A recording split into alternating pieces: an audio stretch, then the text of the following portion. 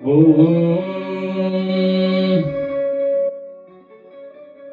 गोपाल कृष्ण भगवान की जय।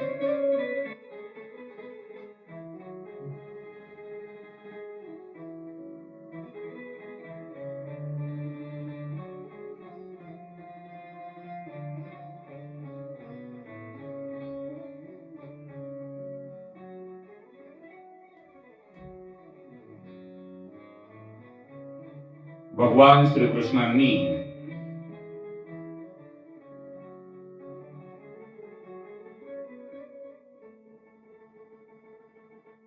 आपले वडील नंदबाबा, व्रजवासी आणि गोकुळातील जनसामान्याकडून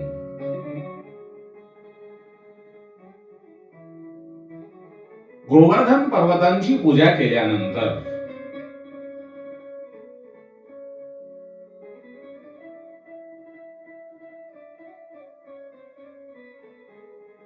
बाल रूपातील कृष्ण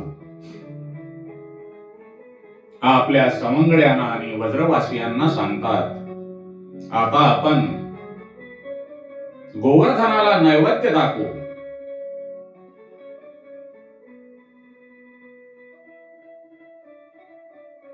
खरं जर पाहिले, आपण भगवंताची पूजा करतो आणि त्यांना नैवेद्य दाखवला नाही असे आपली समजूत होते, परंतु आपण जरी त्यांना नैवेद्य दाखवला नाही दाखवला तरी काहीही फरक पडत नाही. परंतु आपण त्याला नैवेद्य दाखविल्याशिवाय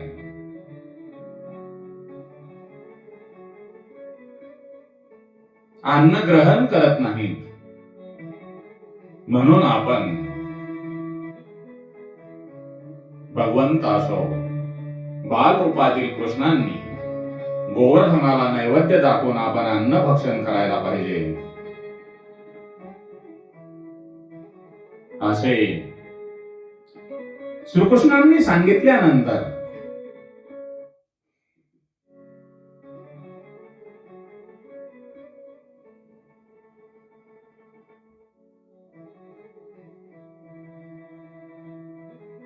जी काही नैवेद्यासाठी जमा केलेली अन्न सामग्री गोल रास करून ठेवलेली होती, ती संपूर्ण सामग्री श्रीकृष्ण हे गोवर्धन पर्वतांना दाखवतात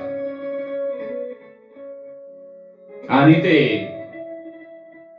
गोवर्धन पर्वतांची स्तुती करतात. हे गोवर्धन नाथा, तुम्हाला खाऊ घालणारे आम्ही कोण आहोत? तुम्ही संपूर्ण जगाला खाऊ घालता, तुम्ही संपूर्ण जगाचे पालन पोषण करता, तरी पण आम्ही तुम्हाला भक्तिभावाने नैवेद्य अर्पण करत आहोत, त्यांचा तुम्ही स्वीकार करावा. श्रीकृष्णांची विनंती ऐकून गोवर्धन पर्वत म्हणजे गोवर्धननाथ आपल्या लांब हातांनी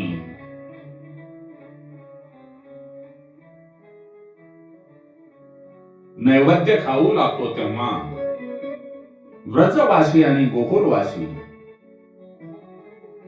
आणि श्रीकृष्णांचे सवंगडी गोवर्धन पर्वत कसा नैवेद्य खाऊ लागतो म्हणून आश्चर्यचकित होतात आणि ते श्रीकृष्णांना म्हणतात, अरे कृष्णा, हा गोवर्धन पर्वत आपण आपणाला खाण्यासाठी आणलेली सर्व सामग्री खाऊन टाकेल, मग आपण काय खायचे? तेव्हा श्रीकृष्ण त्यांना सांगतात, हे सवंगड्यांनो, तुम्ही घाबरू नका. तुम्ही दिलेली संपूर्ण शिदोरी हा गोवर्धन पर्वत खाऊन टाकील आणि गोवर्धननाथ आपणाला प्रसन्न होईल.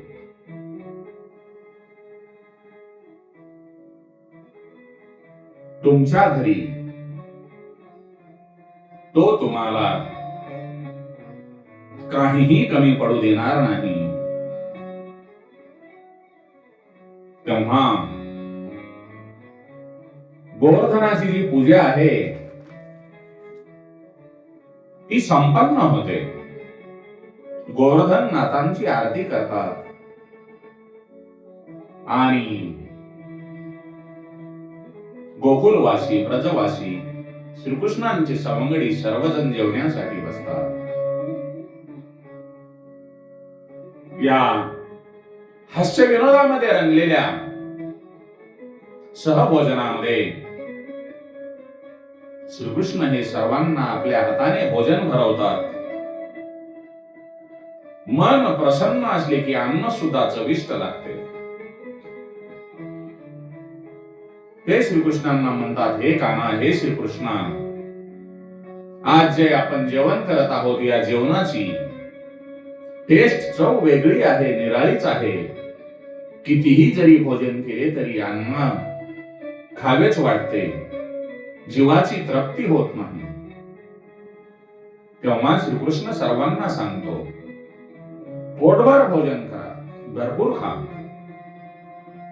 पण अन्न कुठे सांडू नका, वाया जाऊ देऊ नका.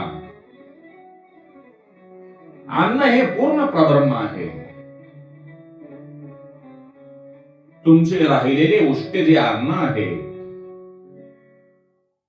जे खातील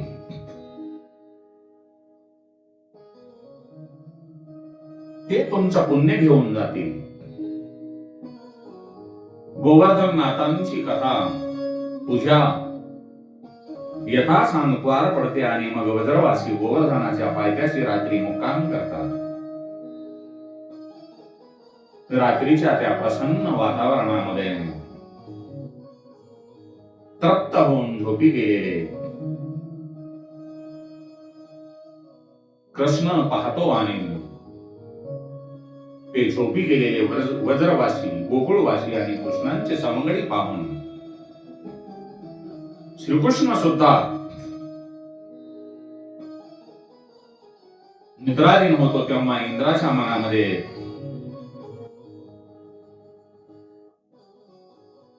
आपली पूजा केली नाही म्हणून शंका कुशंका येतात. तेव्हा त्या देवांचा राजा इंद्र असलेल्या त्यांच्या महलामध्ये नारद प्रवेश करतात आणि श्रीकृष्णांनी गोकुळवासियांनी वज्रवासियांनी इंद्राला सोडून गोवर्धन नाथांची पूजा केली हे इंद्राला सांगतात आणि म्हणतात, हे राजन, हे देवेंद्र, अरे त्या एका गवळ्याच्या पोराने निर्जीव गोवर्धनाची पूजा केली आहे.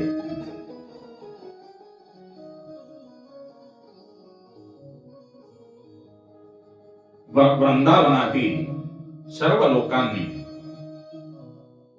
आज त्या पूजेचा उत्सव चालू केला आहे. श्रीकृष्णांच्या सांगण्यावरून गोवर्धनाची पूजा केली आहे. आता सर्वजण गोवर्धन पूजेच्या सुखाने निद्राधीन झालेले आहेत.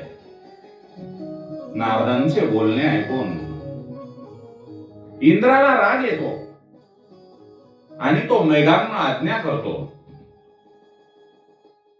तुम्ही जा आणि गोवर्धन पर्वतावर जाऊन बरसा. कार्तिक महिन्यातील त्या रात्री अचानकपणे गोवर्धन पर्वतावर मेघ जमा होतात आणि मुसळधार पावसाला सुरुवात होते. काही काळापर्यंत कोणालाच काही कळत नाही हा आवेळी पाऊस कसा आला. सर्वांना आश्चर्य वाटते. काही जुनी म्हातारी माणसे म्हणतात, हा इंद्राचा कोप आहे, आपण त्याची पूजा करण्याऐवजी गोवर्धनाची पूजा केली, त्याचा इंद्राला नक्कीच राग आलेला आहे, म्हणून असा आवेळी पाऊस आलेला आहे. आता या प्रलयातून आपणाला कोण वाचवणार. तेव्हा सर्वजण श्रीकृष्णाला म्हणतात, हे कान्हा, हे श्रीकृष्णा, तूच आम्हाला इंद्राची पूजा सोडून गोवर्धनाची पूजा करायला लावलीस. आता या प्रलयापासून, मुसळधार पावसापासून आम्हाला कोण वाचवणार? गाई गुरांचे संरक्षण कोण करणार? तेव्हा श्रीकृष्ण त्यांना सांगतो, वृंदावनामध्ये राहणाऱ्या माझ्या मात्या पित्यांनो, माझ्या सवंगड्यांनो, तुम्ही अजिबात घाबरू नका. ज्या गोवर्धनाची पूजा आज आपण केली आहे, तो गोवर्धनच आपले रक्षण करेल. तुम्ही काळजी करू नका. तेव्हा श्रीकृष्ण त्या गोवर्धनाची प्रार्थना करतो, हे गोवर्धननाथा, आज आम्ही इंद्राची पूजा न करता आपली पूजा केलेली आहे. त्यामुळे आमच्यावर इंद्र रागावला असून तो मुसळधार पाऊस पाडत आहे. तो आमच्यावर कोपला आहे. मग श्रीकृष्ण साऱ्यांना सांगतो, मी आता हा गोवर्धन पर्वत उचलून धरणार आहे. तुम्ही साऱ्यांनी आपापल्या काठीचा टेकू या गोवर्धन पर्वताच्या खालून द्या. तेव्हा श्रीकृष्ण गोवर्धन पर्वताला उचलून ते आपल्या करंगळीवर तोरून धरतात. 7 दिवस पाऊस पडतो, पण गोवर्धन पर्वताखाली सारेजण आपल्या गाई गुरांसह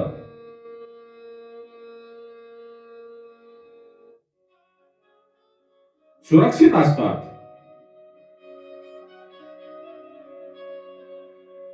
श्रीकृष्णांची लीला पाहून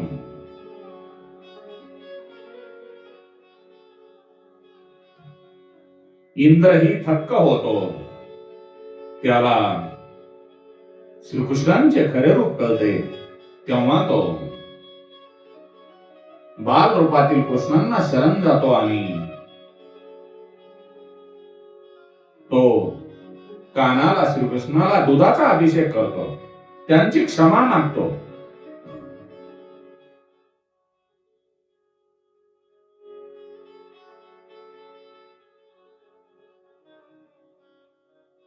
आणि ज्या वेळेला पाऊस थांबतो त्यावेळेला सर्वजण कृष्णांचा प्रताप पाहून सर्व वज्रवासी, सर्व गोकुळवासी सुटकेचा निश्वास सोडतात. कानावरची श्रीकृष्णावरची आढळ श्रद्धा पाहून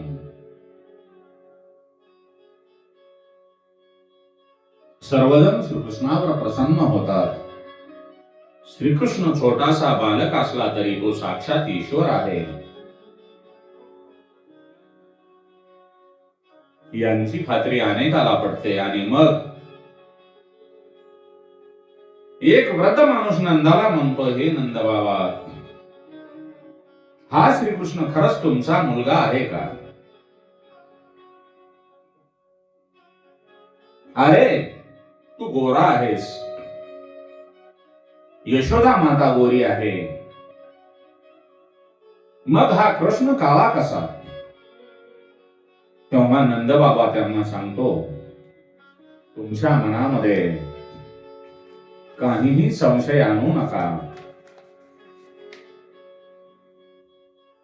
शंका ठेवू नका, कारण श्रीकृष्ण हा माझाच मुलगा आहे. तेव्हा ही गोष्ट यशोदेच्या कानावरही जाते. तेव्हा ती श्रीकृष्णाला विचारते, हे बाळा, तू कोणाचा मुलगा आहेस? तुझ्या काळ्या वर्णामुळे सगळ्याच्या मनामध्ये शंका उत्पन्न झाली आहे. तू मला सांग, तू माझाच मुलगा आहेस का?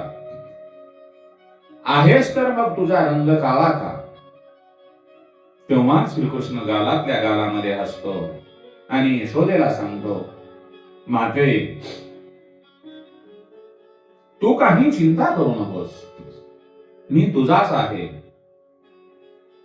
जन्माला आलो तेव्हा गोराच होतो, पण माझा जन्म रात्री झाला कारण माझा जन्म झाला तेव्हा संपूर्ण जग झोपलेले होते. रात्रभर मी अंधारामध्येच होतो, त्यामुळे माझा रंग काळा झाला. श्रीकृष्णाच्या त्या उत्तरामुळे यशोदेचे समाधान होते आणि ती इतर गोपिकांना सांगते की श्रीकृष्ण हा माझाच मुलगा आहे. भाविकांनो, ज्यावेळी आपल्याला ईश्वराच्या व्यापक स्वरूपाचा अनुभव येतो तेव्हा ज्ञान आणि भक्ती वाढते. या जगातील सर्व पदार्थांमध्ये ईश्वराचा वास आहे, याचे आकलन होणे म्हणजेच ज्ञान आणि भक्ती वाढणे होय.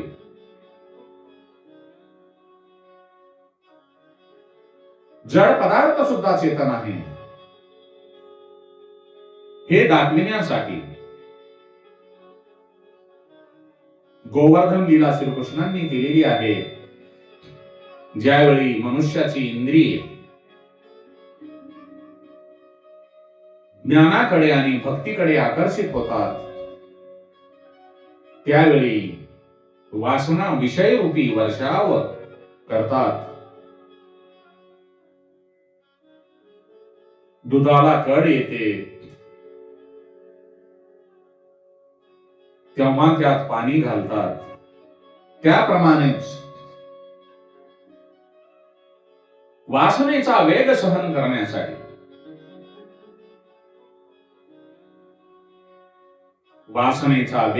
करण्यासाठी श्रीकृष्णांचा आश्रय घ्यावा. श्रीकृष्णांनी करंगळीवर,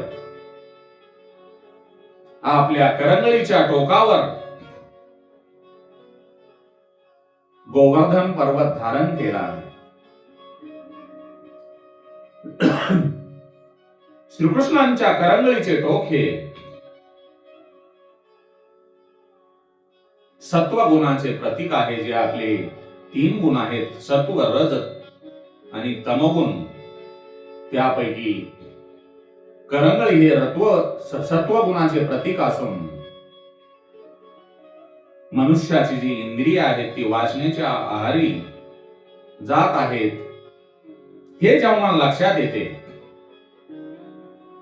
तेव्हा मनुष्याने सत्वगुणाचा आश्रय घ्यावा. गोवर्धन लीला ही शरणांगत लीला आहे.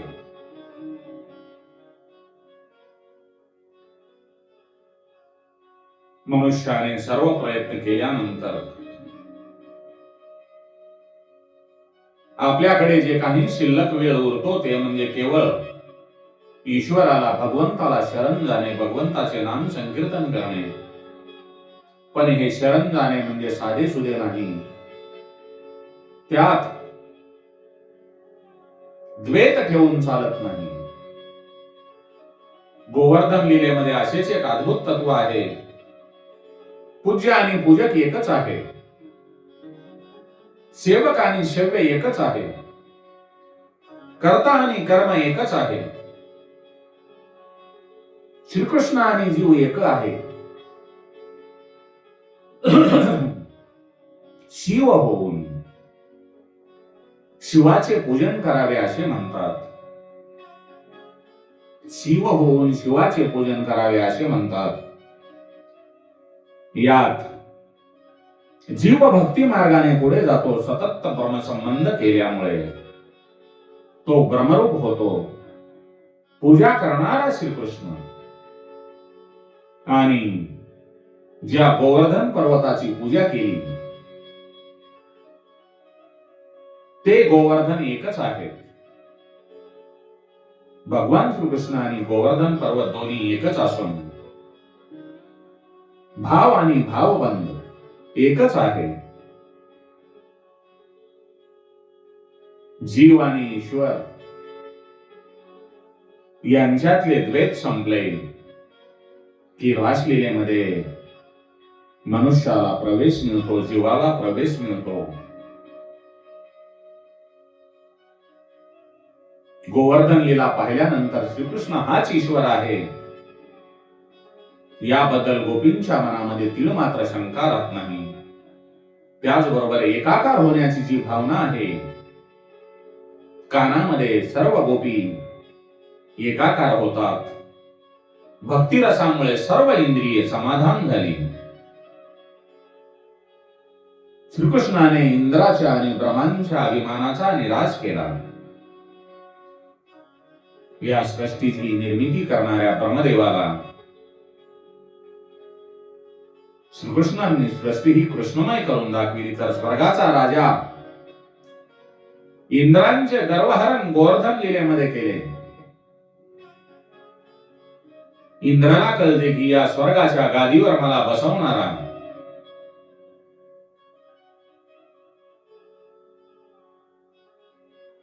दुसरा तिसरा कोणीही नाही, तर पूर्ण पुरुषोत्तमाचा अवतार हे भगवान श्रीकृष्ण आहेत. म्हणून आपण भगवंताचे भजन करायला पाहिजे, भगवंताची पूजा करायला पाहिजे. आपल्या मनामध्ये जी काही वासना असेल ती सुद्धा पूर्ण करावयास पाहिजे. एकदा नंद बाबा पहाट झाली असे समजून रात्रीच यमुनेमध्ये स्नान करतो. अपरात्री मध्यरात्री स्नान करणे निषिद्ध मानले आहे. त्यावेळी स्नान केले तर तो वरुण देवाचा अपमान होतो. वरुण देवाचे सेवक नंदाला पाहून वरुण लोकात घेऊन जातात. वरुण देव हे जिभेचे अधिपती आहेत आणि त्यांचे दूत म्हणजे षडरस होत. जोपर्यंत आपल्या जिभेवर आपणाला ताबा मिळवता येत नाही तोपर्यंत रासलीलेमध्ये प्रवेश मिळत नाही. आनंद हा कोणत्याही वस्तूत नसतो, तो असतो मनाच्या एकाग्रतेमध्ये. ईश्वराशी तन्मय होण्यात जो आनंद आहे, ज्याला भक्ती रसामध्ये एकरूप व्हायचे आहे, त्याने मनाच्या रचनेवर ताबा मिळवायला हवा. ज्याला भक्ती करावयाची आहे त्याने जिभेवर ताबा मिळवायला हवा. जे जिभेचे गुलाम आहेत ते भक्ती करू शकत नाहीत. महाप्रभूंनी म्हटले आहे, भगवान श्रीकृष्णांच्या सेवेमध्ये अनुराग ठेव, पण शरीर भोगामध्ये वैराग्य ठेव. आपल्या आयुष्याचा बराच काळ जिभेचे लाड पुरविण्यामध्ये जातो. आपल्या जिभेवर विजय मिळवला म्हणजे षडरसावर विजय मिळवला, आणि षडरसावर विजय म्हणजे वरुण रसावर, वरुणावर, वरुण देवावर विजय मिळवला.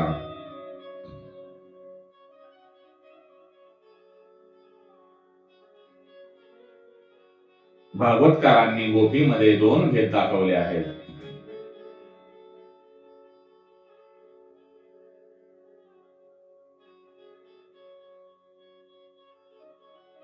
एकदा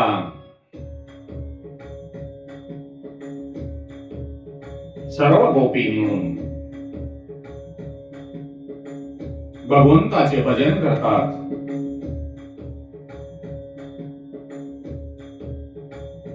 ते कान्हाला म्हणतात, हे कान्हा, तूच आमचे रक्षण कर.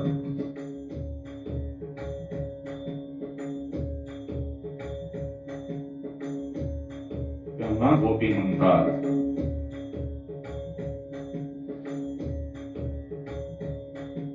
श्री कृष्ण गोविंद हरे मुरारे, हे नाथ नारायण वासुदेवाय. श्री कृष्ण गोविंद हरे मुरारे, हे नाथ नारायण वासुदेवाय. बाके बिहारी मुझको देना सहारा, बाके बिहारी मुझको देना सहारा, कहीं छूट जाए ना दामन तुम्हारा, कहीं छूट जाए ना दामन तुम्हारा।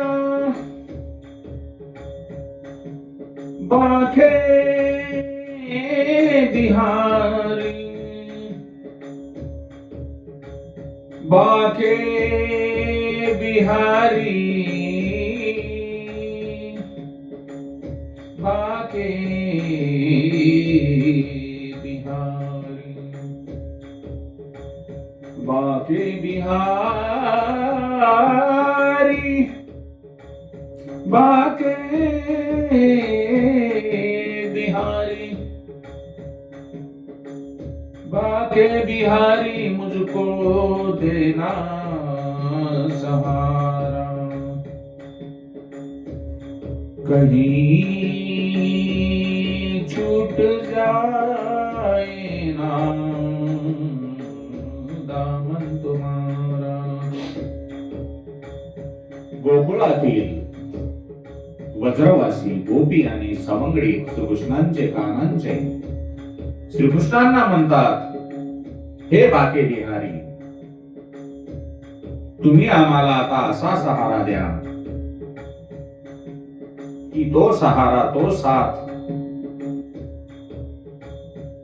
तो संबंध आमचा कधीही तुटला नाही पाहिजे, कारण आता आम्ही तुमच्याशिवाय राहू शकत नाही।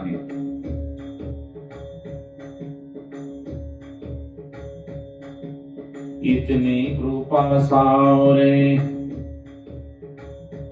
ते म्हणतात, हे श्रीकृष्ण, हे कान्हा, हे सावरिया, तुम्ही आमच्यावर एवढी कृपा करा आणि आपल्या सेवेमध्ये आम्हाला लावून घ्या।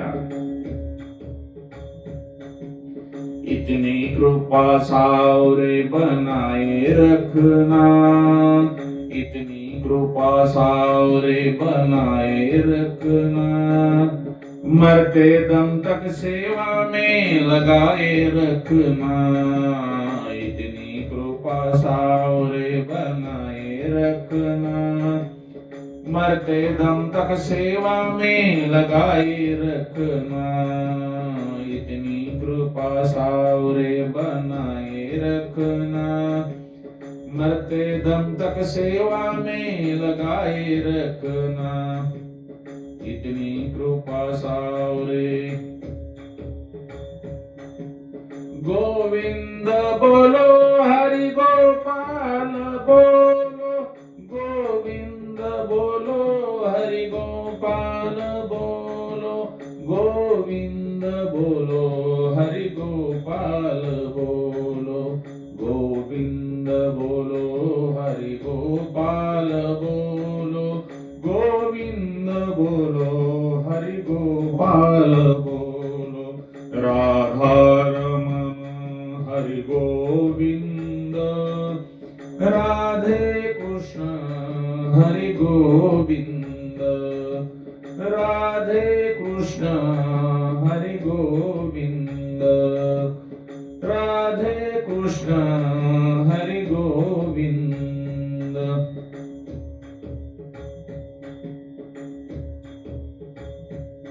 राधा कृष्ण हरि गोविंद, राधा कृष्ण हरि गोविंद।